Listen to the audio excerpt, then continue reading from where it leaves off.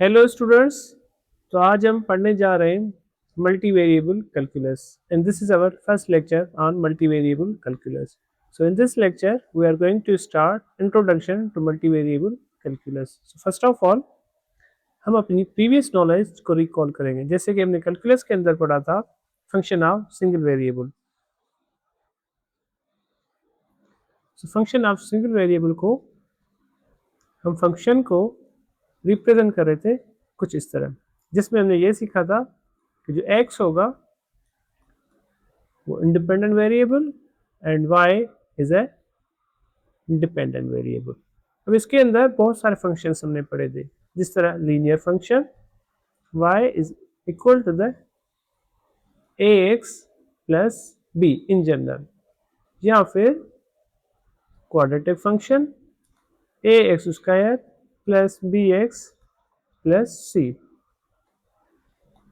या फिर cubic function bx square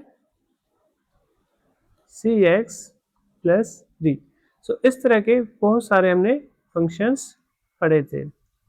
उसके अंदर हमने polynomial functions, exponential function, logarithm function या ट्रिग्नोमेट्रिक फंक्शन, पीसवाइज फंक्शन, सो काफ़ी सारे फंक्शंस पढ़े थे, जिसपे हमने देखा था एक सिंगल इंडिपेंडेंट वेरिएबल के साथ डिपेंडेंट वेरिएबल था, या फिर सिंगल इनपुट के साथ हमें सिंगल आउटपुट भी मिल रहा था।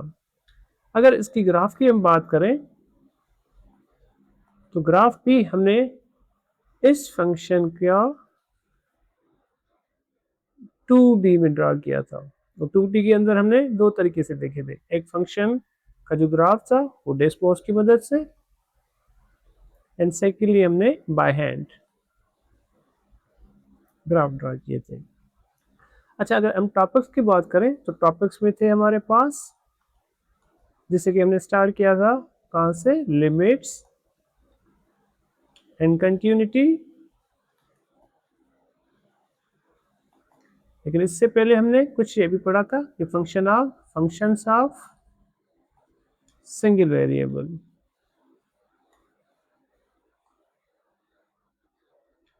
Let's say y is equal to the f of x।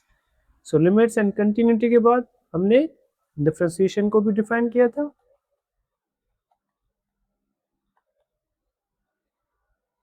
या फिर इंटीग्रेशन को भी।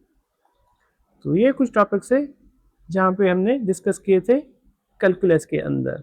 और कैलकुलस में हमारा जो मेन रोल था वो जस्ट सिंगल वेरिएबल फंक्शंस का था। उसके हमने ग्राफ भी ड्रा किए थे डेस्मॉस के अंदर, और ये सारी एप्लीकेशंस भी हमने पढ़ी थी, जैसे कि derivation, integration, limits and continuity. लेकिन अब जो नेक्स्ट हम पढ़ेंगे मल्टी वेरिएबल कैलकुलस में, उसमें कुछ क्या होगा कि हम इन जनरलाइजेशन देखेंगे। मींस के जो फंक्शन होगा हमारे पास मल्टी वेरिएबल में,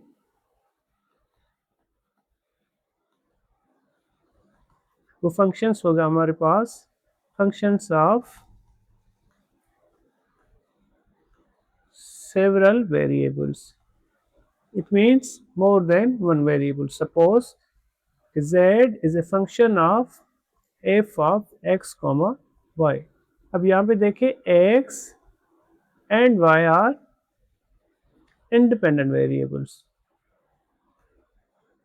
ठीक है। लेकिन कैलकुलस के अंदर हमने क्या देखा था कि जस्ट वहाँ पे सिंगल इंडिपेंडेंट वेरिएबल था। या फिर इसको हम ऐसे भी लिख सकते हैं, z is equal to the x y u p। तो इसके अंदर हमारे पास चार वेरिएबल्स है, x y u and v, and we have a single independent variable. तो इनको अगर ग्राफ की हम बात करें मल्टी वेरिएबल के अंदर, तो जो ग्राफ्स होंगे वो ज़्यादातर 3D में होंगे। तो 3D ग्राफ। अच्छा, अब इस 3D ग्राफ को डिज़ाइन करने के लिए हम अगेन डेस्मॉस या फिर सेकंड प्लेटफॉर्म भी होगा हमारे पास, जियोजेब्रा,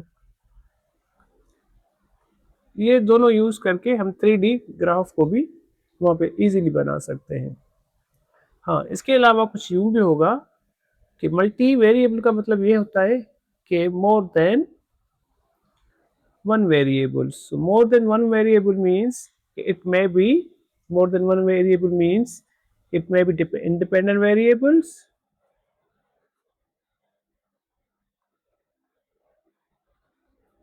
या फिर वो डिपेंडेंट वेरिएबल भी हो सकते हैं.